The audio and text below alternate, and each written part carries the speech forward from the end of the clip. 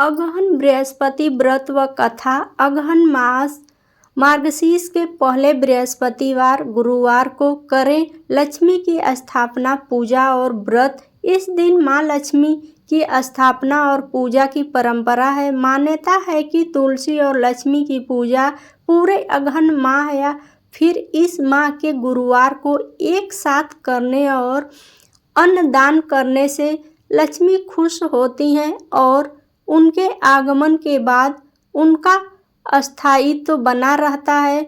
अगहन के हर बृहस्पतिवार को लक्ष्मी की पूजा होती है। इसके संदर्भ में सनातन धर्म में भी उल्लेख किया गया है। ग्रंथों में इसका वर्णन मिलता है कि अगहन बृहस्पतिवार को अगर सुहागिनें बुधवार की रात घर की साफ सफाई करने के बाद निष्ठा से लक्ष्मी की उपासना करें तो वे प्रसन्न होकर उपासक के घर अस्थायी तौर पर आती हैं। अगहन मास में बृहस्पतिवार को लक्ष्मी जी की व्रत पूजा से सुख संपत्ति और ऐश्वर्य प्राप्त के साथ मन की इच्छा पूरी होती है। इस दिन विधि विधान से मां लक्ष्मी की स्थापना कर पूजा अर्चना की जाती है और घर के द्वार पर दीपों से रोशनी की जाती है। इस दिन महिलाएं व्रत रख सुबह ही पूजा कर लेती हैं तथा दोपहर में अगहन बृहस्पतिवार की कहानी सुनी जाती है। इस दिन घर के मुख्य द्वार से लेकर आंगन और पूजा स्थल तक चावल आटे के घोल से आकर्षण अल्पनाएं बनाएं। इन अल्पनाओं में मां लक्ष्मी के पांव विशेष रूप से बनाएं। इसके बाद गुरुवार सुबह ब्रह्म मुहूर्त में ही मां लक्ष्मी की भक्ति भाव के साथ पूजा करें। इसके बाद उन्हें विशेष प्रकार के पकवानों का भोग लगाएं। अगहन महीने के गुरुवारी पूजा में मां लक्ष्मी को प्रत्येक गुरुवार को अलग अलग पकवानों का भोग लगाने से उनका आशीर्वाद प्राप्त होता है।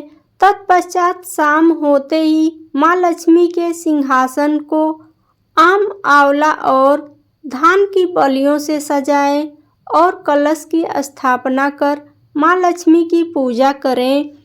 इस अवसर पर आस पड़ोस की महिलाओं बहू बेटियों को प्रसाद खाने के लिए विशेष रूप से निमंत्रण दें। इस प्रकार अगहन मार्गशीर्ष माह में हर घर में मां लक्ष्मी की स्थापना कर विधि विधान से पूजा अर्चना करके मां का आशीर्वाद प्राप्त करें। श्री महालक्ष्मी की व्रत कथा। अगहन बृहस्पति व्रत व कथा गुरुवार की व्रत कथा। इसे श्रवण और पठन करने से दुख दरिद्रता दूर हो जाता है। श्री महालक्ष्मी माता की कृपा से सुख समृद्धि ऐश्वर्य प्राप्त होता है। मन की इच्छा पूरी होती है। अगहन बृहस्पति व्रत व कथा विधि नियम। पहला, यह व्रत पूजा करने से माता महालक्ष्मी प्रसन्न होती हैं तथा सुख शांति एवं धन संपत्ति प्राप्त होती है। यह व्रत करने वाले स्त्री तथा पुरुष दोनों मन से स्वस्थ एवं आनंदमय होने चाहिए। इस व्रत को किसी भी महीने के प्रथम गुरुवार बृहस्पतिवार से शुरू कर सकते हैं। विधि नियम अनुसार हर गुरुवार को महालक्ष्मी व्रत करें। श्री महालक्ष्मी की व्रत कथा को पढ़ें। लगातार 8 गुरुवार को व्रत पालन कर अंतिम गुरुवार को समापन करें। वैसे यह व्रत पूजा पूरे वर्ष भर भी कर सकते हैं। पूरे वर्ष भर हर गुरुवार के देवी की प्रतिमा या फोटो के सामने बैठकर व्रत कथा को पढ़ें। दूसरा, शेष गुरुवार के दिन 8 सुहागनों या कुंवारी कन्याओं को आमंत्रित कर उन्हें सम्मान के साथ पीढ़ा या आसन पर बैठाएं। श्री महालक्ष्मी का रूप समझकर हल्दी कुमकुम लगाएं। पूजा की समाप्ति पर फल प्रसाद वितरण करें तथा इस कथा की एक प्रति उन्हें देकर नमस्कार करें। केवल नारी ही नहीं अपितु पुरुष भी यह कथा कर सकते हैं। वे सुहागन या कुंवारी को आमंत्रित कर उन्हें हाथ में हल्दी कुमकुम प्रसाद करें तथा व्रत कथा की एक प्रति देकर उसे प्रणाम करें। पुरुषों को भी इस व्रत कथा को पढ़ना चाहिए। जिस दिन व्रत उपवास करें, दूध फलाहार करें, खाली पेट न रहें, रात को भोजन से पहले देवी को भोग लगाएं एवं परिवार के साथ भोजन करें। पद्म पुराण में यह व्रत गृहस्थ जनों के लिए बताया गया है। इस पूजा को पति पत्नी मिलकर कर सकते हैं। अगर किसी कारण पूजा में बाधा आए तो औरों से पूजा करवा लेनी चाहिए, पर खुद उपवास अवश्य करें। उस गुरुवार को गिनती में न लें।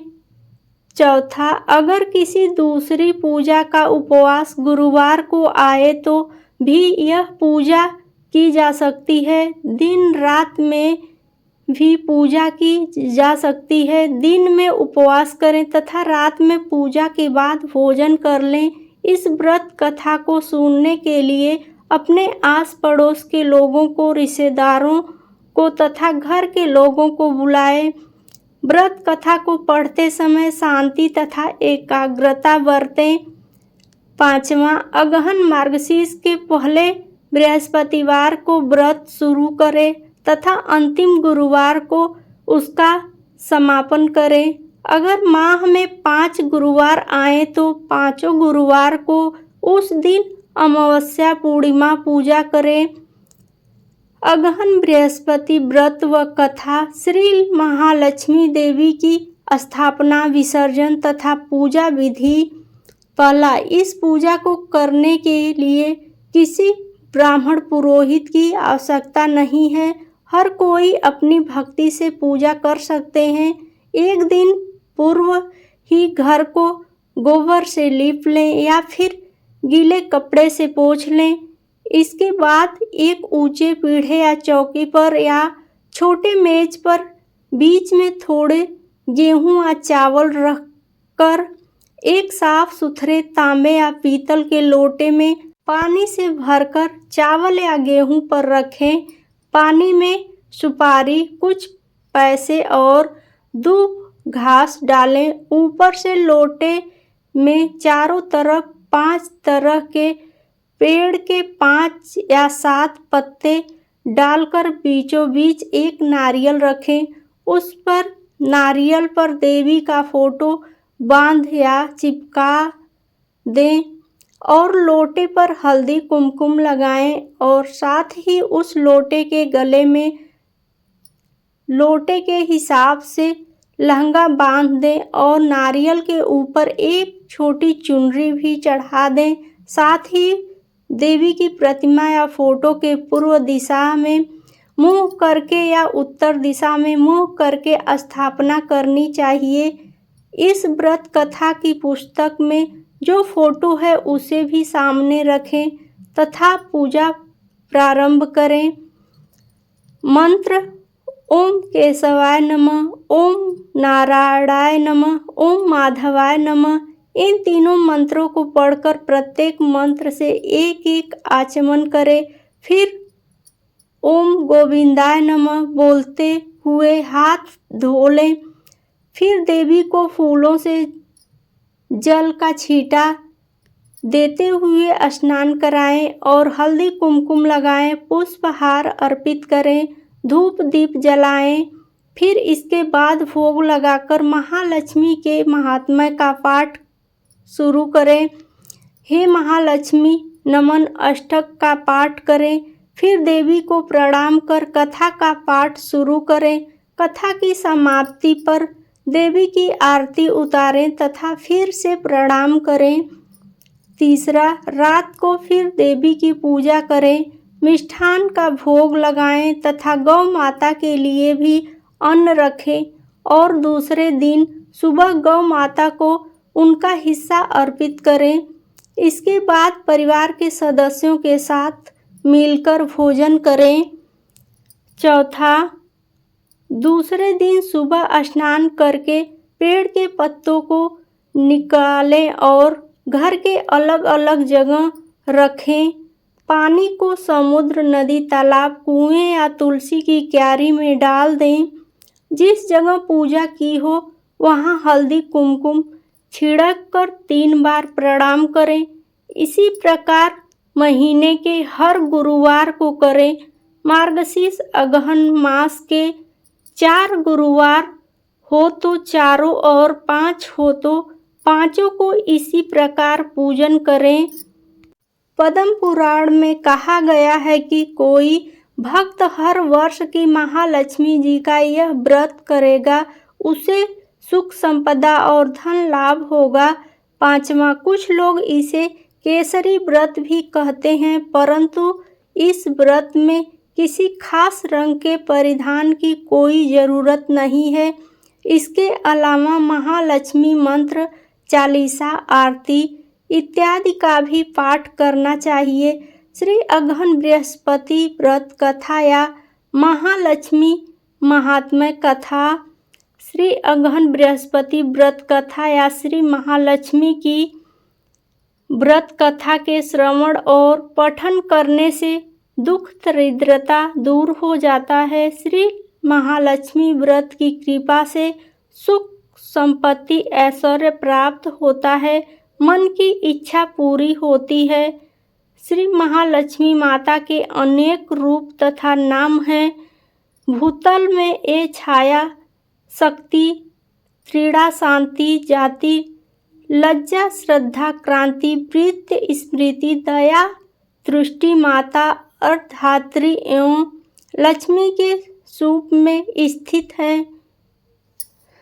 उन्हें प्रणाम करते हैं। कैलाश पर्वत पर पार्वती, क्षीर सागर में सिंधु कन्या, स्वर्गलोक में महालक्ष्मी, भूलोक में लक्ष्मी, ब्रह्मलोक में सावित्री, ग्वालों में राधिका, वृंदावन में रासेश्वरी, चंद्रवन में चंदा, चंपकवन में गिरजा, पद्मवन में पदा, मालती वन में मालती, कुंदन वन में कुंदती, केतकी वन में सुशीला, कंद वन में कंदमाला, राजप्रसाद में राजलक्ष्मी और घर घर में गृह लक्ष्मी इन विभिन्न नामों से पहचानी जाती हैं। इस तरह सर्वथा चारों ओर सर्वभूत से सुपरिचित माता श्री लक्ष्मी जी की यह कथा है। अब हम इसका श्रवण पठन करेंगे। भारतवर्ष में स्वराज्य देश में द्वापर युग की यह कहानी हुई है। स्वराज्य में उस समय भद्रस्व नाम के राजा थे। वे बड़े पराक्रमी राजा थे।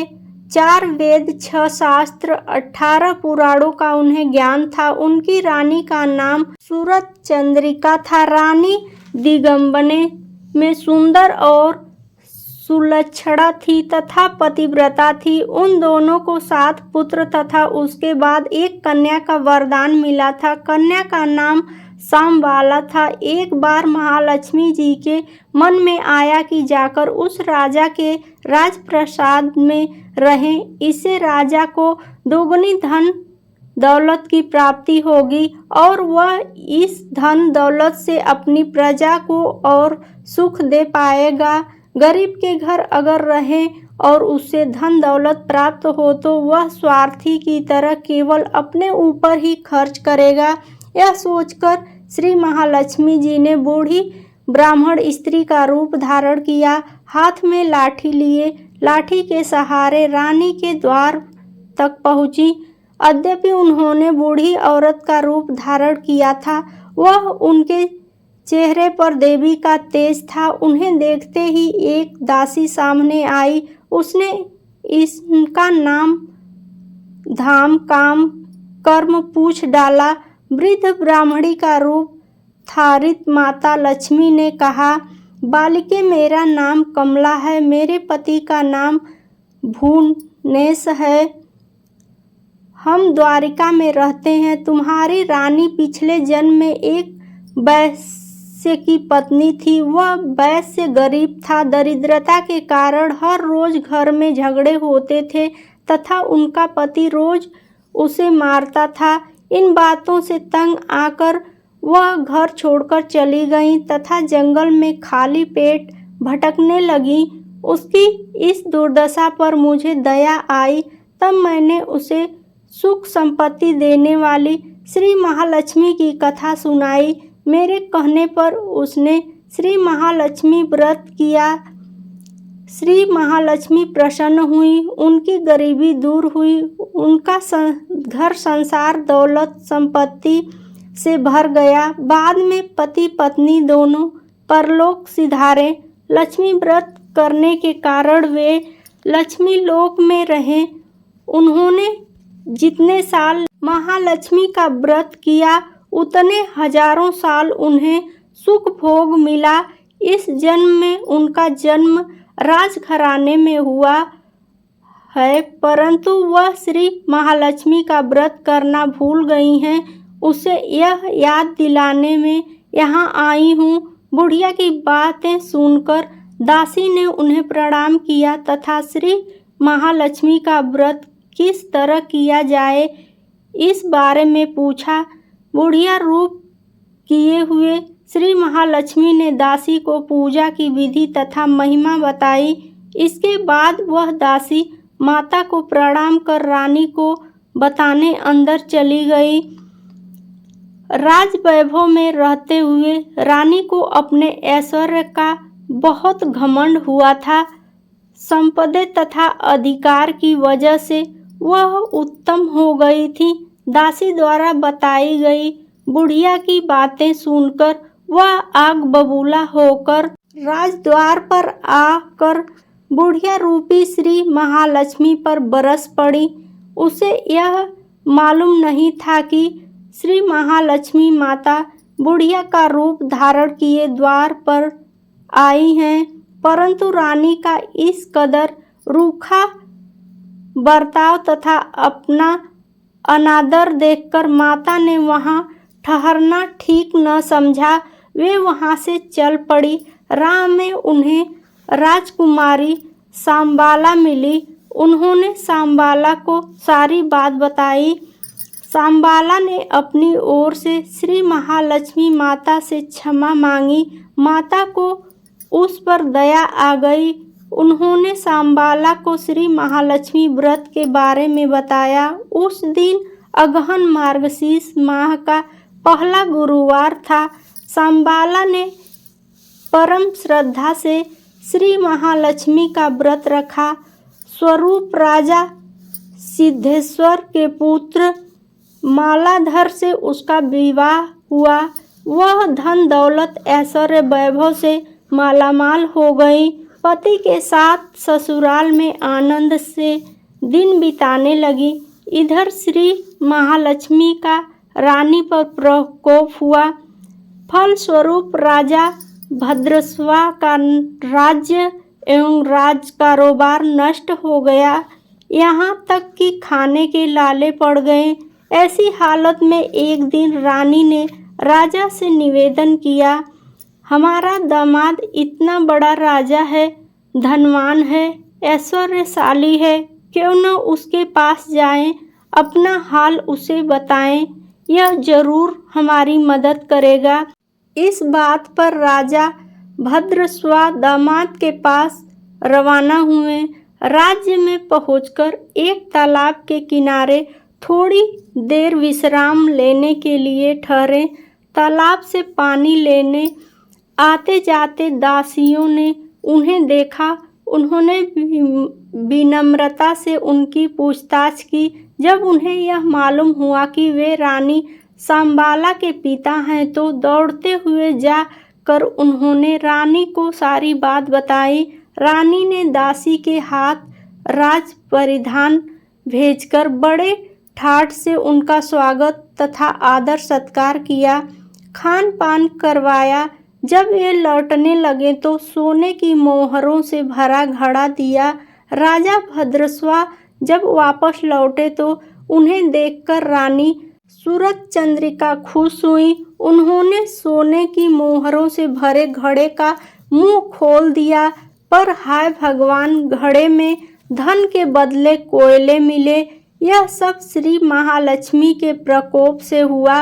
इस प्रकार दुर्दशा में और कई दिन बीत गए। इस बार रानी स्वयं अपनी कन्या के पास गई। वह दिन अगहन माह का अंतिम गुरुवार था। सांबाला ने श्री महालक्ष्मी का व्रत किया, पूजा की, अपनी माता से भी व्रत करवाया। इसके बाद रानी अपने घर आई।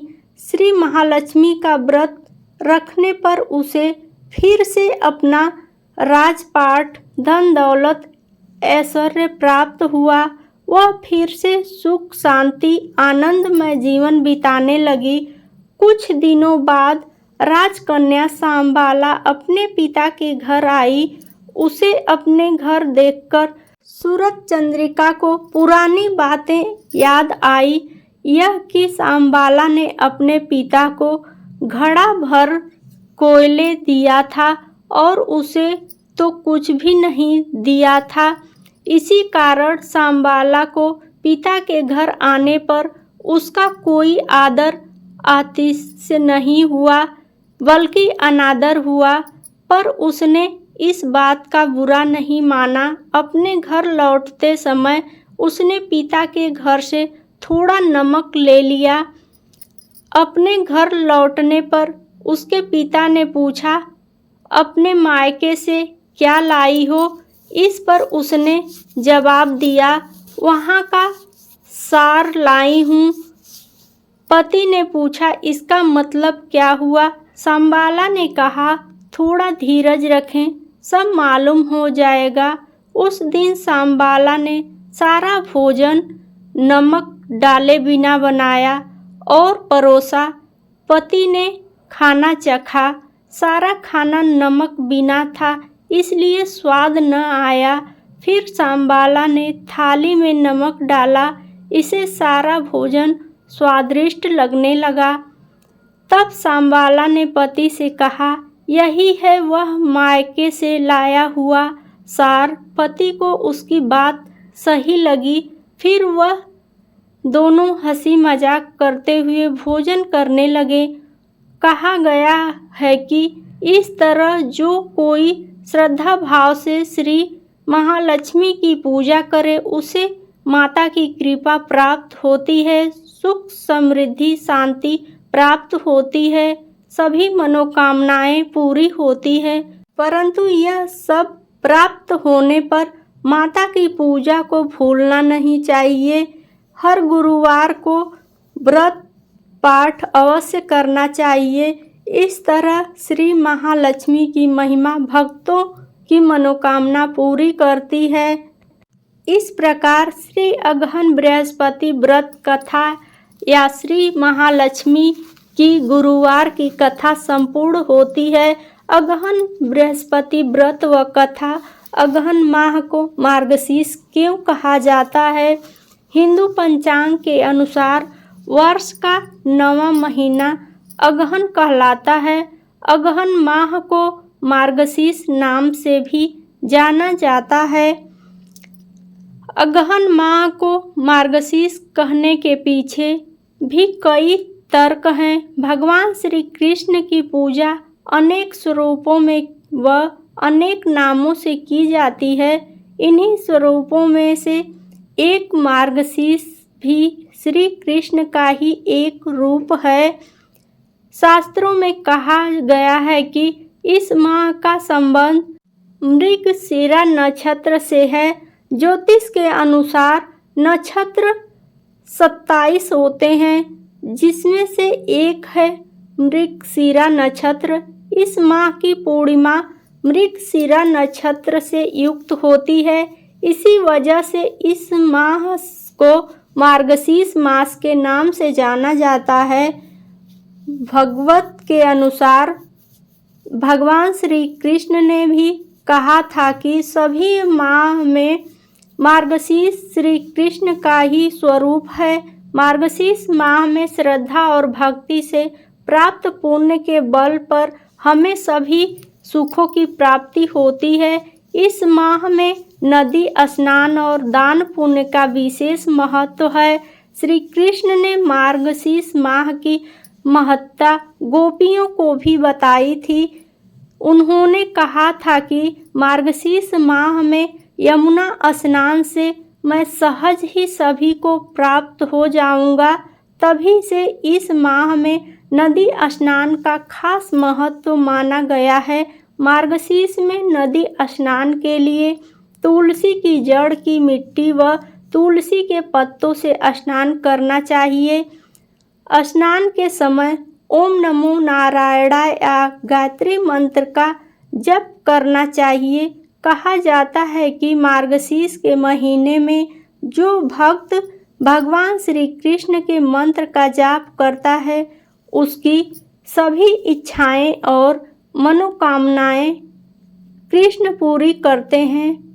प्लीज़ वीडियो थोड़ी सी भी पसंद आई हो तो वीडियो को लाइक शेयर और सब्सक्राइब ज़रूर करें। वीडियो देखने के लिए बहुत बहुत धन्यवाद।